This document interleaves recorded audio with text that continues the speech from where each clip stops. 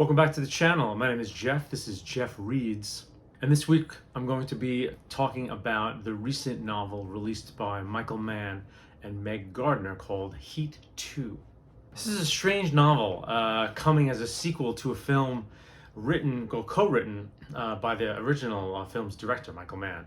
I was very skeptical about this book when I heard about it, and had no real plans to read it. When they put the Wikipedia plot up on the Wikipedia page, I was going to go and skim it and see what happened to the characters and what they were doing. But the reviews came in from a couple places that it was a pretty decent thriller, so I thought I'd give it a shot.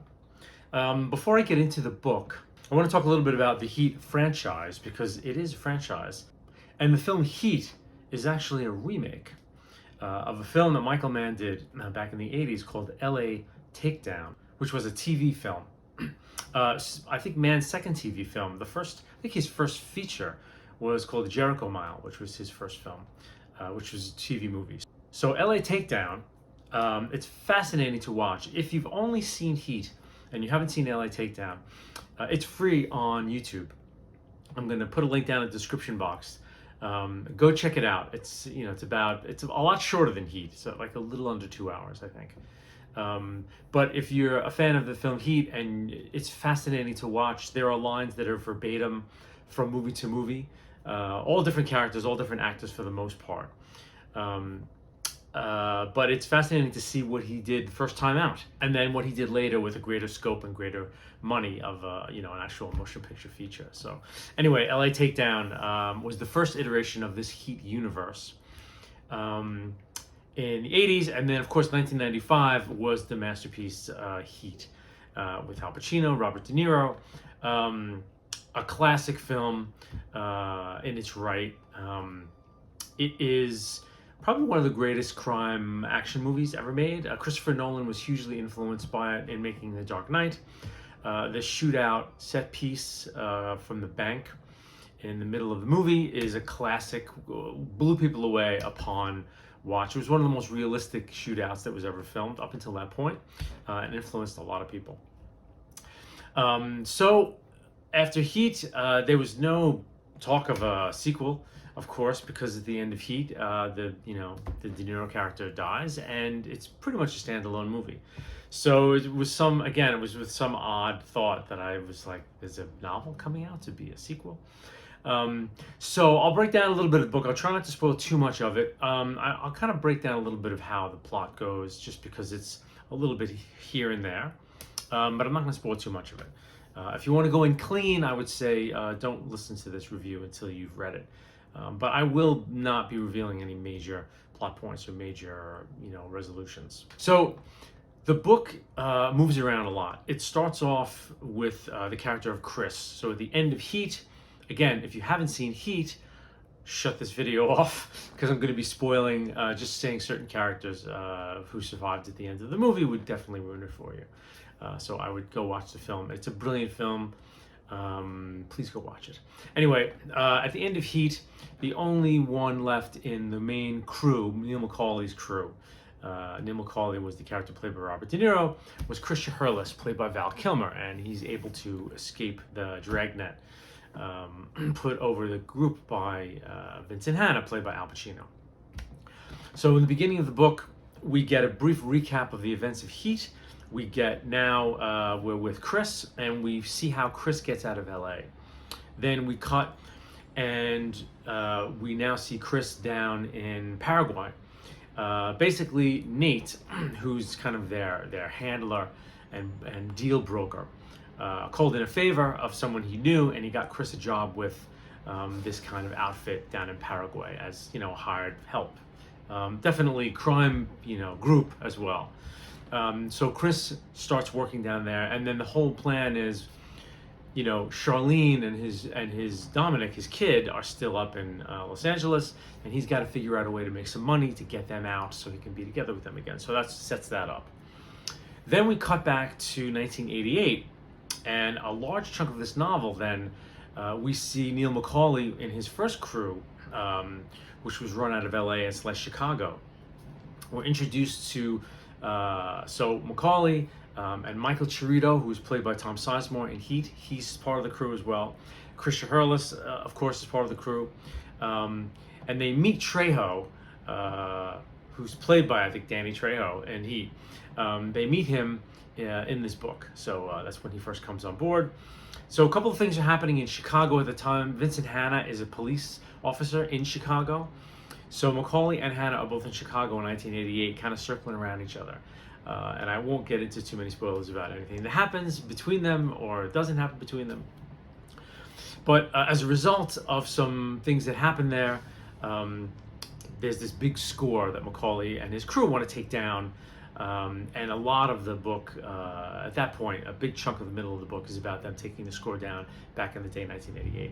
Once that's completed, we then jump ahead, I think a few years after Heat, to find how Chris has been doing in Paraguay. And there's also a big to-do happening down there. He has to prove himself as part of this crime organization, so he's working for this family down there and things that he's doing. Of course, he meets a young woman. Then we jump to 2000, and some of the elements from the 1988 story, some characters that we were introduced to there that we hadn't met before, and Chris and Hannah all kind of converge in LA in 2000 as part of the the end, the climax of the story. At first, I was very skeptical, thinking, I started reading it and I was like, I'm Christian Hurlis, the mumbling dude from Heat, like, this was a nothing character. He fought with his wife. He was mostly, monosyllabic. So his character is complexified a bit and given a little more smarts. I don't quite buy it. I think man needed a richer character. The Chris we meet in Heat definitely doesn't feel like the Chris that we meet in Heat 2. This Chris is a lot more savvy. He's savvy about technology. He's savvy about world, crime and global commerce. It kind of sounds a bit like Michael Mann, actually. So it's interesting. But what the book does do, I was surprised, because at that point, when I thought, well, we're just going to be following Chris, and maybe we're going to do a Neil Macaulay score, that might be interesting. So the initial Christian Hurlis story was okay, but it was the 1988 part of the book with Neil and his crew back in the day, and this score that they put down was riveting. And it was really well done. The tension and how things come together and to put the score down, it's classic. It's good, great drama. Bank heists and robbery heists that are planned in advance are just so wonderful, dramatic devices for anything. They definitely, him and Meg Gardner definitely came up with some wonderful tension devices. And it really reads like a very good thriller. Once you're into the backstory with Macaulay, like you're reading a top-notch, almost Elite Child level modern thriller. I was very surprised. Not much character development anywhere, frankly. There's a little bit with Chris later to come, but it doesn't matter. Like, it's a good, solid B+ thriller. And the tension and how things are built and how things happen are really wonderful. Very good detail.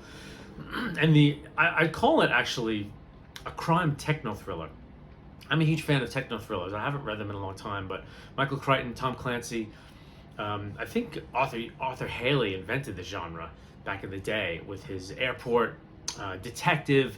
He would approach a story, and if you read something like Airport, you would finish that novel knowing absolutely everything about airports and air travel and how everything worked, down to the most minute detail.